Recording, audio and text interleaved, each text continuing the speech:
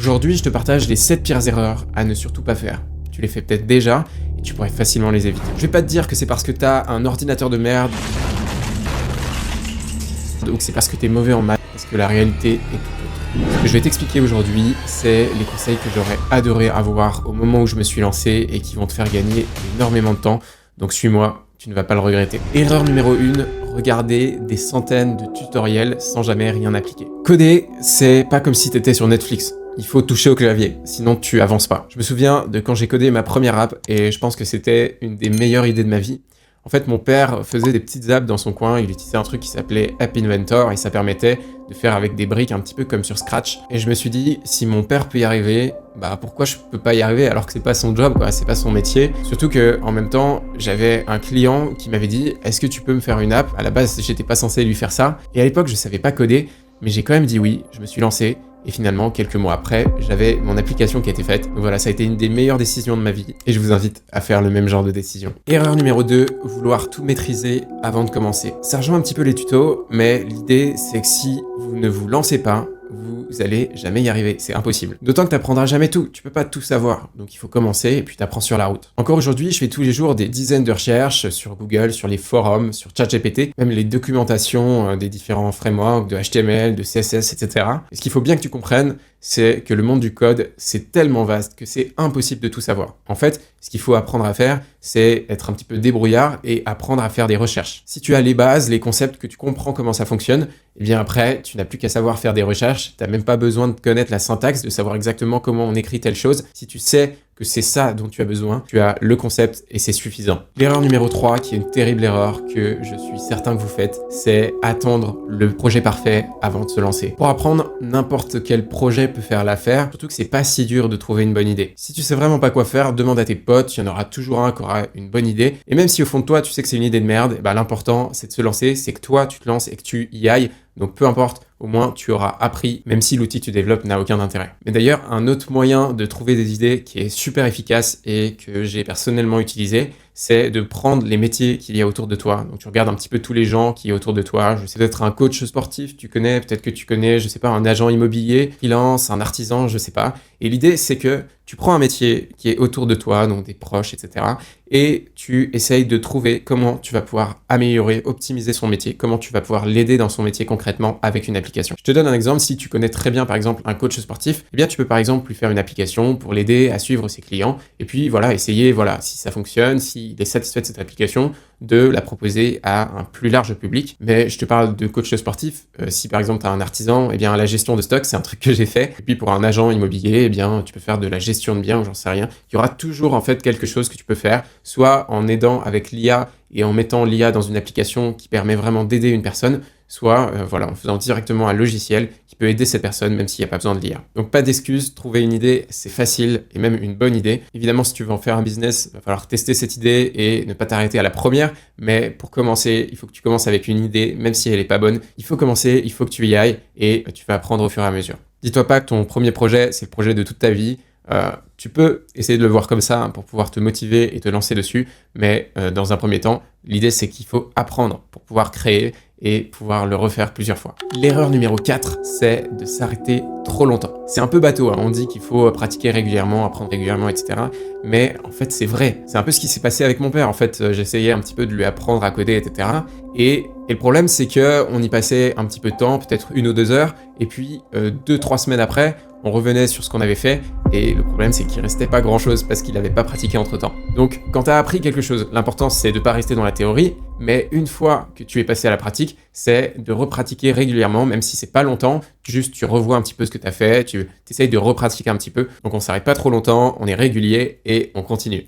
La 5e erreur, c'est d'avancer seul, de ne jamais poser de questions. En fait, tu peux croire que t'es seul, mais c'est pas vrai. T'es pas seul, il y aura toujours des gens pour répondre à tes questions sur les forums comme Stack Overflow. En fait, déjà, regarde si il n'y a pas déjà quelqu'un qui s'est posé la même question que toi. Et donc, à ce moment-là, il faut souvent écrire un petit peu en anglais. Donc ça, c'est aussi important de maîtriser l'anglais. C'est pas dans les conseils prévus, mais hyper important. Également, il y a des communautés, il y a des Discord, et évidemment, il y a ChatGPT toujours, qui est hyper important pour répondre à tes questions. Je me souviens, une fois, j'avais eu un problème avec Bun, qui est un système qui permet de lancer du JavaScript hyper optimisé. Et je cherchais, j'ai mis des heures et même sur les forums, personne n'avait déjà posé la question.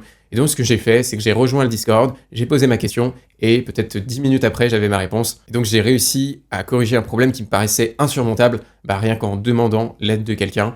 Qui évidemment ne m'a pas facturé ça, hein, c'était gratuit, il n'y avait pas de problème. La 6e erreur à ne surtout pas faire, et là le problème c'est qu'il y a quand même des développeurs qui le font, avoir une mauvaise hygiène de vie, c'est-à-dire mal dormir, mal manger, ou même ne pas faire de pause. Mais là du coup, il y a plusieurs choses, mais quand même la racine du problème, c'est que pour bien apprendre à coder, pour être vraiment efficace, il faut être concentré, il faut être focus, il faut être vraiment en plein dans la tâche que tu es en train de faire, il faut être dans un état de flow. Et pour atteindre cet état, forcément déjà, il faut quand même être intéressé, mais il y a des facteurs qui peuvent être modifiés et qui peuvent te permettre de rentrer plus facilement dans cet état de focus, de flow. Déjà la base, c'est que t'as pas envie de mal dormir. Il y a plein d'effets négatifs. T'as pas envie de mal dormir, je te promets. Donc, hyper important, dormir au moins 7 heures par nuit, et 8 heures, c'est ce qu'il faut faire normalement. Donc, 8 heures, ça veut pas dire 8 heures au lit, ça veut dire 9 heures au lit pour vraiment dormir 8 heures. Je te promets que le sommeil, c'est incroyable. En fait, si t'as pas dormi, tu sers à rien. Concrètement,